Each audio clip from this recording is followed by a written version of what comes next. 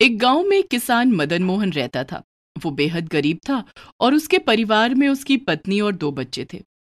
वो अपने खेतों में बहुत मेहनत करता था, लेकिन जब सब्जी उगने की बारी आती तो जमीन पर सिर्फ 2-4 सब्जी के सिवा और कुछ दिखाई नहीं देता।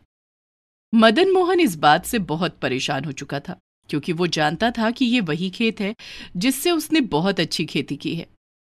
लेकिन अचानक से क्यों अब उसके खेत पर खेती नहीं हो रही है, ये चिंता का विषय उसे दिन रात परेशान कर रहा था। मेरी बात मानो, पंडित जी को बुलाकर अपने खेत की नजर उतरवा लो। कहीं ऐसा ना हो कि हमारे खेत को किसी की नजर लग गई हो। नजर इंसानों को लगती है, खेतों को नहीं। मुझे तो लगता है कोई और ही बात है। तो खेतों में जाकर उस बात का पता करो, वरना मेरी बात मानो, पंडित जी को बुलाकर खेतों की नजर उतार लो। रात के समय मदन मोहन अपने खेतों में जाता है। सब कुछ सामान्य था, लेकिन रात के 12 बजे अचानक से उसके खेतों के बीचों बीच रोशनी होती है।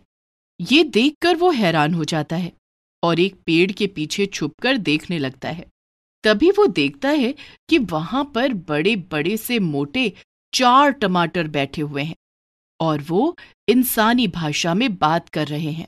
देखो भाई, बहुत समय से इस खेत पर हम लोगों ने डेरा लगा रखा है, लेकिन अब मुझे लगता है हमें यहाँ से चलना चाहिए। बेचारे मदन मोहन का बड़ा नुकसान हो रहा है।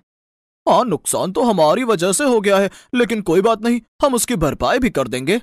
वैसे इंसानी दुनिया इतनी भी बुरी नहीं है जितना हम सोच रहे थे। इतने टाइम से यहाँ पर रह रहे हैं, अच्छा लग रहा है। मेरा तो मन कर रहा है कुछ समय यहीं पर ही रहूं।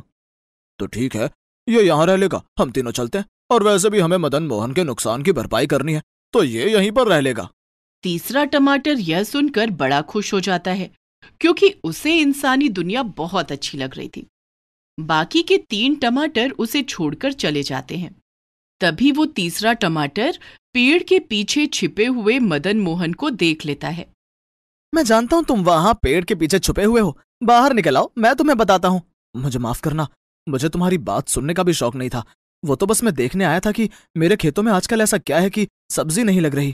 हाँ, हम लोग यहाँ पृथ्वी पर किसी काम से आए थे और काफी समय से तुम्हारे खेत का इस्तेमाल कर रहे थे, इसलिए यहाँ पर सब्जी नहीं लगी। लेकिन तुम बेफिक्र रहो, कल सुबह तक तुम्हारे खेत हरे भरे हो जाएंगे। इनमें इतनी सब्जियां लगेंगी कि तुम बेचते बेचते थक जाओगे। मैं एक सुपर हीरो टमाटर हूँ। हे भगवान, मुझे तो अपनी आंखों पर यकीन ही नहीं हो रहा है। एक इतना बड़ा टमाटर, मैं उससे बातें कर रहा हूँ। क्या तुम यहीं पर रहोगे या मेरे साथ मेरे घर चलोगे? मुझे लगता है मुझे तुम्हारे साथ तुम्हारे गांव जाना चाहिए और तुम्हारे घर पर रहना चाहिए। मुझे लोगों की मदद करने में बड़ा मजा आता है। वो तो अच्छी बात है, लेकिन तुम्हें पता है इंसान ऐसा नहीं है जैसा तुम सोच रहे हो। तुम लोगों की अधिक मदद करने लग जाओगे तो वो लोग तुम्हारा ही फायदा उठाने लग जाएंगे। मुझे इस बात से कोई फर्क नहीं पड़ता, क्योंकि अगर मुझे लगा कि कोई मेरा फायदा उठाना चाहता है या मुझे कोई नुकसान पहुंचाना चाहता है तो मैं तुरंत गायब हो जाऊंगा। लेकिन चलो, फिर भी मैं तुम्हारे साथ तुम्हारे घर चलता हूँ। मुझे देखना है और मुझे लोगों की मदद भी करनी है। मदन मोहन को टमाटर की गोल गोल बातें समझ में नहीं आ रही थी। वो उस टमाटर के साथ घर आ जाता है। इतने बड़े टमाटर को देखकर मदन मोहन की पत्नी और बच्चे हैरान हो जाते हैं। बाबा, इतना बड़ा टमाटर? सुनो जी, तुम्हें ये टमाटर कहाँ से मिला? ये तो बहुत बड़ा है, इसके तो हमें अच्छे दाम मिल जाएंगे। अरे मैं कोई बिकाऊ टमाटर नहीं हूँ, मैं तो सुपर हीरो टमाटर हूँ। मैं लोगों की मदद करता हूँ। मदन मोहन की पत्नी और बच्चे मदन मोहन की तरफ देखते हैं। तब मदन मोहन उन्हें कहता है, इनसे मिलो, ये सुपर हीरो टमाटर हैं। हमारे खेतों पर कब्जा किए हुए बैठे थे और अब हमारी मदद करेंगे। मुझसे वादा किया है कि हमारे खेतों में बहुत सारी सब्जियां लगेंगी। टमाटर के बारे में ये बात जानकर मदन मोहन का बेटा बड़ा खुश होता है और टमाटर से कहता है, क्या तुम सच में सुपर हीरो टमाटर हो? बिल्कुल मैं हूँ। अच्छा, तो कल मेरा मैथ का पेपर है और मुझे सवाल बिल्कुल भी नहीं आते हैं, तो क्या कल तुम मेरे बदले जाकर मेरा पेपर दे सकते हो? ये सुनकर टमाटर जोर जोर से हंसने लगता है। नहीं, मैं ऐसा कुछ नहीं करूंगा, लेकिन हाँ, तुम्हारे दिमाग में मैथ को जरूर घुसा सकता हूँ। तभी टमाटर किताब को खोलता है और उसमें से तरंगे निकल निकल कर मदन मोहन के बेटे के दिमाग में घुस जाती है। उसे अब सारा मैथ आता था। ये देखकर बेटी भी टमाटर से मदद मांगती है। टमाटर उसकी भी पेपर में पढ़ने में मदद करता है। हाँ, इसका मतलब तुम सारे काम कर सकते हो। क्या तुम किचन में मेरी मदद कर सकते हो? तभी किचन में उठापटक की आवाजें आनी शुरू होती हैं और थोड़ी ही देर में सारा किचन सेट हो जाता है और बढ़िया खाना भी तैयार हो जाता है। ये देखकर सारा परिवार खुश होता है। फिर वो सब लोग साथ बैठकर रात का खाना खाते हैं और सो जाते हैं। अगले दिन सुबह किसी के चिल्लाने की आवाज से मदन मोहन की आंख खुलती है। आवाज बाहर से आ रही थी। एक किसान जोर जोर से चिल्ला रहा था कि उसका बैल मिट्टी में फंस गया है और निकल नहीं रहा है। ओहो, ये तो मेरा पसंद का काम है। मुझे इस तरह मदद करने में बड़ा मजा आता है। तुम लोग रुको, मैं अभी उस बैल को मिट्टी में से निकालता हूँ। टमाटर गोल गोल घूमता हुआ वहां पर जाता है और बैल को उस गीली मिट्टी में से खींचकर बाहर निकाल लेता है। एक बड़े से टमाटर को बैल को बाहर निकालते हुए देखकर सभी लोग हैरान हो जाते हैं। फिर मदन मोहन को सारे गांव को बताना पड़ता है कि ये सुपर हीरो टमाटर है और लोगों की मदद के लिए आया है। ये सुनकर गांव के दो चोर राजू और सोनू उस टमाटर को चुराने की बात सोचने लगते हैं। तुमने देखा मदन मोहन के पास सुपर हीरो टमाटर है। अगर वो हमें मिल जाए तो सोचो हम कितनी बड़ी बड़ी चोरियां कर सकते हैं और एक ही दिन में बहुत अमीर हो सकते हैं। क्या बात है भाई, मेरा दिमाग भी यही सोच रहा था। हम दोनों एक जैसा सोचते हैं तभी चोरियां भी एक जैसी करते हैं। तो ठीक है, आज रात हम लोग मदन मोहन के घर जाकर उस टमाटर को उठा लेंगे। रात को मदन मोहन का परिवार गहरी नींद में सो रहा था।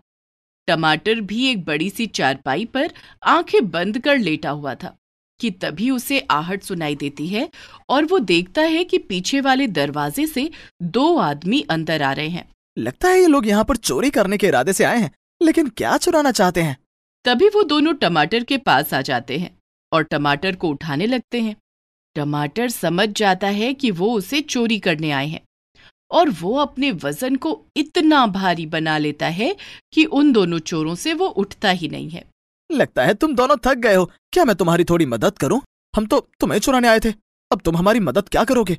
मैं तुम दोनों को इस गांव से दूसरे गांव में फेंक देता हूं ताकि तुम फिर कभी चोरी ना कर सको।